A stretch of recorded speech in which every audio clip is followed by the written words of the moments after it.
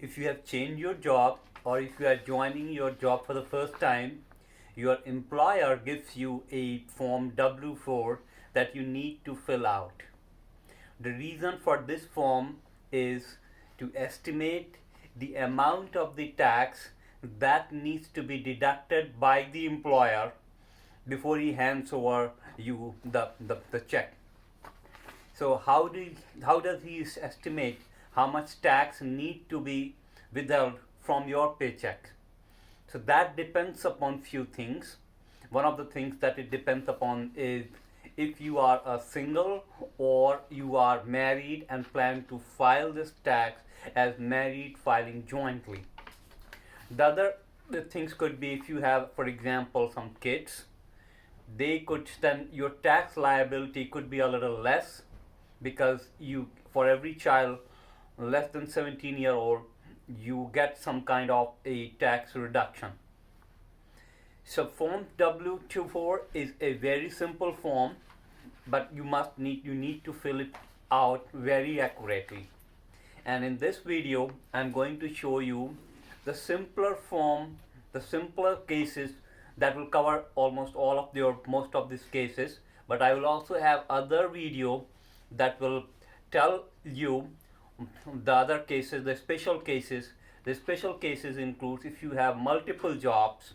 So for example, if you are earning maybe $70,000 from this job, you are also earning something from the other job, your total amount of the earning will be higher and you could possibly be landing into a higher tax bracket, and because those initial deductions are not available you won't be paying more tax. So let's go ahead jump. So this is the W2 form. The first page is what you are going to fill it up, and then there are other pages that have these instructions. If you want you can go through those details into the second page and third page, etc. So let's dive into the form W4 and fill it out. So I will walk you through those different items. The first ones are very simple. All you need to do is fill up your first name and the last name and then your social security number. You can use a PDF filler and type it out and take a print out and then sign your name at the bottom. That's the way I do it, but you could also handwrite it using a pen. And then you need to fill out your address and then a city and zip code. And in this column, this one, and that's very important, you need to choose one of those three things. You are a single or married filed separately or married filed jointly or a head of the household. That's one of those three things apply to you. You need to check one of these things.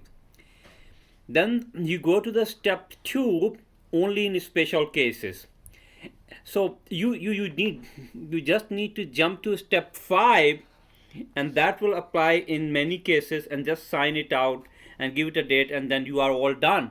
And that's where what the step 5 is about. The step 5, you don't need to fill out step 2 and 3 and 4 if you are for example married and filing jointly and do not have a kid and your spouse do not go. So that's the case I have covered in these two things.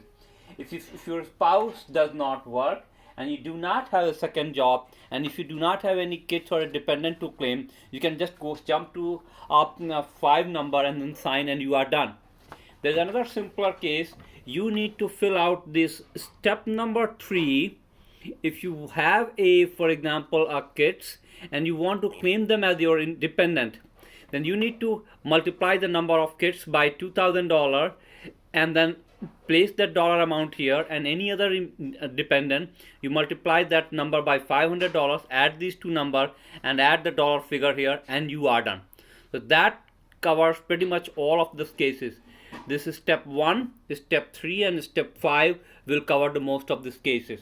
There are special cases, and those cases include the one that your spouse is working, or if you have a second job, and then that gets a little complicated, and there are calculations and sheets including the second and third and fourth pages. You will have to read about it, and that's something I will be covering in another video. Thanks for taking a look.